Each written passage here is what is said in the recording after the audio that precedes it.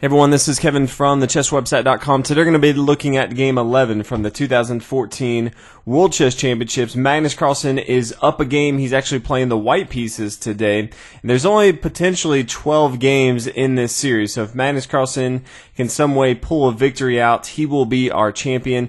Vishy Anand gets to play the 12th game with the white pieces, so he's looking for at least a draw here, but if potentially he could have the upset with the black pieces for the win, he could actually go into tomorrow with the white pieces trying for the victory. So we'll go ahead and get started. Magnus Carlsen starting with white pieces, as we've seen before, pawn to e4.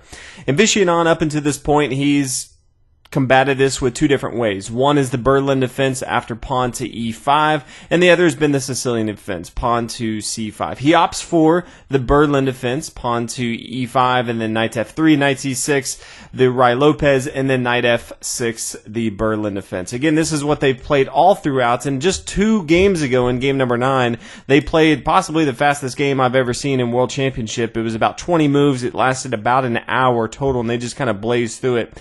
And for the beginning part of this game, they did the exact same thing. So they didn't waste a lot of time. Both sides, you could tell, had some novelty in their head that they wanted to play, and it was just kind of waiting back and forth to see who was actually going to make a variation from game number 9. So we see castle, knight taking here on e4, pawn up to d4. Again, these are all moves that we've seen all throughout the tournament. Bishop taking here, pawn taking here on c6, and then the exchange and the knight coming back here to f5. But I was a little disappointed, to be honest, with Vishy Anand giving up his queen so early on. I know he's done it in the past. It just hasn't done much for him. He's always done well in this tournament so far when he had his queen, actively putting a lot of pressure on his opponent. So to go down this line, maybe he has some crazy plan, but I was a little disappointed to see him give up that queen early on. King taking here on d8, a pawn to h3, and then we see our first novelty, and it comes from Vishy Anand, so you can tell that he's maybe prepared something that Magnus Carlsen may not be ready for. He plays bishop here to d7, different than the king to e8 line, which we've seen in the past. And usually when you see bishop to d7, and you don't try to centralize your king to e8, it's usually you're going to be rushing your king over here to the b7 square, which is a critical square in the Berlin defense. So he's kind of going for that option. Magnus Carlsen's going to just continue to develop his pieces. He has a pretty good board state right now. He has the only central pawn. He has a safe king over here. He can easily deploy all of his pieces and get them very involved into the action. So right now, pretty interesting to see how Vishy Anand attacks this, but Magnus Carlsen definitely has a good game going so far. We now see knight to c3, just developing move. Pawn here to h6, keeping this bishop off of g5. Also, the knight here on g5 can be pretty troublesome. Magnus Carlsen plays pawn here to b3. He had a few options of where he could have played. He could have brought his bishop to f4 if he wanted to. He just could have brought his rook over here to e1, get it behind your pawn so you can add more pressure to the central squares. Decided first to go ahead and play pawn here to b3, getting ready to fianchetto his bishop here to b2 and try to control this long dark diagonal here. King over here to c8, as we talked about, trying to get to the square here on b7, and then he wants to be able to connect his rooks. He definitely needs to make sure he gets his dark square bishop involved into the game. If it just sits back here on f8, that's not going to be good for Vishy Anand. Bishop here to b2, as we said before. Pawn here to c5, getting ready to push forward with pawn here to b6, kind of control all those dark diagonal squares for pawns on the queen side. Rook over here to d1, centralizing, attacking this bishop right here. Pawn here to b6. This king is protecting this bishop for now, but the bishop will definitely want to move so that the king can come here to b7. A rook over here to e1. And I really like this setup. If we kind of look at what both sides are looking to do, white has complete control of the center. He has both of his rooks connected. He's completed his development. He's castled, although, you know, with the queens off the board, he doesn't have to worry too much about king safety. But all of his minor pieces are very involved into the action. They're controlling the center. White has the only central pawn right here. For Vishy Anand, he hasn't moved his dark square bishop. He hasn't moved either of his rooks. They're definitely not connected. His light square bishop, right now, it's going to be difficult for him to really use it effectively, and he has to worry about this central pawn. So he's going to be looking to kind of open up the game, get his dark square bishop involved, maybe counterattack with these rooks. It may be in the center of the board. board. It's not clear how he would attack on either the queen or the king side. There's just not a lot of options right now. So that's what both sides are going to be looking to do as we get into the later stages of the middle game. But I would definitely give the nod right now to Magnus Carlsen playing a very fundamentally sound game. Vishy Anand brings his bishop to e6, centralizing, just kind of stopping this pawn pushing forward and also making sure that his king doesn't have to protect the square on d7. Knight to d5, and this is interesting because if you look from black's perspective, a lot of times you'll actually see the knight come up here to e7 first because they just don't want to have to deal with the knight coming here to d5, but Vishy Anand actually welcomed it. He played this bishop here to e6 pretty confidently. Pawn here to g5, so starting to counterattack on the king side of the board. Pawn here to c4, just solidifying the center of the board right here. Magnus Carlsen now has a great outpost here on the d5 file, or the d5 square. He also, if he wanted to, he could use these squares up here, so the d6 or the f6 square. He could always play, knight to d2 up to e4 and then here to f6. That would be a great outpost for his knight. On the other hand, Vishy Anand could bring his knight eventually if he wanted to. Knight to e7, and then he could always bring it to g6, and then he has his own outpost here on f4 if he wanted to take advantage of that. So there could be for a while some just maneuvering back and forth as both sides don't have a lot because it's kind of gridlock in the center of the board. So as they can just incrementally get a better position with their knights, that could definitely be a changing point in the game. Vishy finally brings his king to b7, which he wanted to do. Now his a-rook here is open to go ahead and get involved into the game. King over here to h2, kind of an important move if he ever wants to push forward with pawn to g4. Then he's only one move away to play king to g3 to protect that a little bit more than he has right now. Pawn to a5, so Vishy starting to counterattack on the queen side. Pawn to a4, just doesn't want to have to deal with that attack right now. Knight up here to e7, as we talked about, opening up the door if he wants to exchange here. That could be one thing. He could also bring it over here to g6 and then f4, which I think could be his best play. Pawn to g4, just stopping all of the potential threats that Vishy Anand might be thinking of. Knight over here to g6, which is definitely going to be good. King up here to g3, so more of a central square, which is always going to be good. Vishy Anand decides to go ahead and get his dark square bishop involved into the game. He plays bishop here to e7. I personally don't like this at all. I think if you're going to get your dark square bishop involved into the game, to go ahead and just play bishop here to g7. It still controls this pawn. It controls this long diagonal, and I just think all around it's just better. But both of these do open up the door for the rook to get involved. So after bishop here to e7, he does have his rooks connected. He has completed development, so that's definitely good. Knight over here to d2.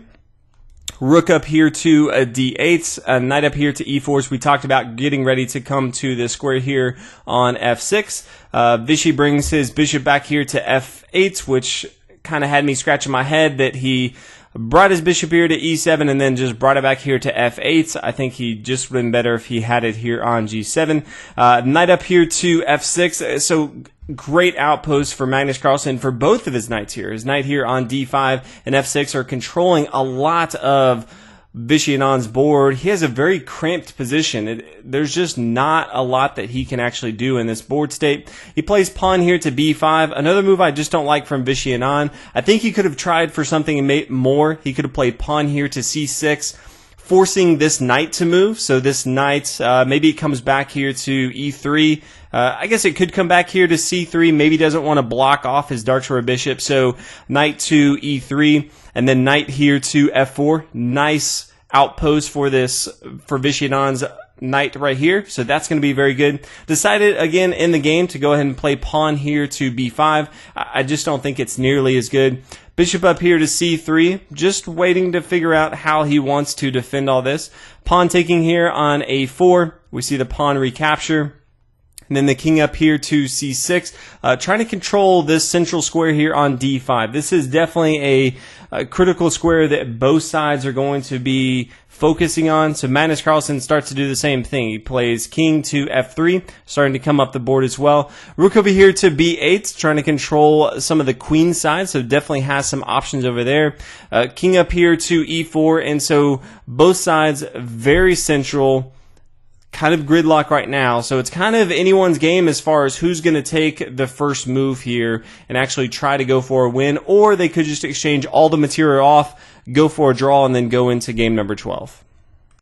And Vishy Anand decided to go ahead and bite first and decided, hey, I may not have a chance in the next game to actually get a victory, so I'm going to go for it here. And he plays rook to b4. Now, he did have kind of a safer option. He does control kind of the queen side, definitely this b file. He could have played rook here to b3. Safer move. He still has a lot of attacking options, but decided for the most aggressive line he could go for, and that is rook to b4, basically giving up material for in a passed pawn here so he could start to push forward. So that's definitely his plan right now, is to just make sure that he has damage control over here and then push forward for the win with his pawn here on b4. So Magnus Carlsen is going to bring his knight over here to h5. We now see the king come back here to b7. Pawn up here to f4. So Magnus Carlsen is going to try to kind of deflect some of the attention over here on the king side. He moved knight over here to h5, also protecting this square here on f4. So we do see the exchange right here. Now after the knight takes, the knight comes back here on f4. Vishy Anand, though, didn't have to take with his knight. He could have, again, he always has this in-between move of pawn here to c6. He was playing somewhat fast, though. I think he made a lot of mistakes, maybe missed a few miscalculations that kind of led to an advantage for Magnus Carlsen, but decided to go ahead and exchange off material right here, and then the bishop comes down on c4. So definitely opening up the door for him to start pushing forward over here. A rook up here to d7, very aggressive move from Magnus Carlsen. You always want your rooks not only on open files, but to control your opponent's 7th rank if you're white, or the 2nd rank if you're black. We now see rook here to a6. It's just not 100% clear how Vishy Anand, as he's sacrificing material and exchanging material off the board, how he's going to have nearly enough material to protect this pawn as it comes down here. But knight to d5, centralizing this knight. Very nice move from Magnus Carlsen. This knight and this rook are both attacking the square here on c7. So the rook comes up here to c6. Again, Vishy Anand, even though he kind of had that exchange, is still kind of in defense mode right here. And then we see the rook over here to f7, so getting some of that material back. Bishop to c5, centralizing a little bit. And then Magnus Carlsen plays what I think so far is the best move in the game, the best move that he's played for a while. Since the past few games, they haven't been doing anything too crazy at all. But he plays rook to c7, taking that pawn. After the exchange right here, he takes with his knights. And Vishy Anand can't really take with his king. You know, if he takes here on c7, then all of a sudden a rook over here to c1, he's going to lose one of these bishops. And then he just doesn't have the material. Bishop versus rook in the endgame with white having more pawns. That's definitely going to be bad. So Vishy Anand recognizes that this was just a great move by Magnus Carlsen. Decides to go ahead and play king to c6. He needs to hold on to his double bishop pair. Knight to b5. Another great move by Magnus Carlsen. Somewhat forces Vishy Anand, although he doesn't have to take it, but he definitely gets into trouble if he just allows Magnus Carlsen to kind of hang out here. So decides to go ahead and take, and then decides he's going to go ahead and push forward on the queen side, and that's kind of the last thing. Magnus Carlsen, he has his own pass pawn, so he's going to be pushing for the win up here with e6. Pawn here to b3. King over here to d3, just trying to stop any attack that Vishy Anand has. Bishop here to e7 needs to make sure that this pawn does not push forward any further. It does have protection from this rook. Even if Magnus Carlsen, you know, gave up this pawn, he'd definitely just take this bishop and it would be game over from here. It doesn't do too much if this pawn comes down here to b2, because after king to c3 or c2, you know, this pawn's just going to fall. So that's going to be bad. Decides to go ahead and play bishop here to e7.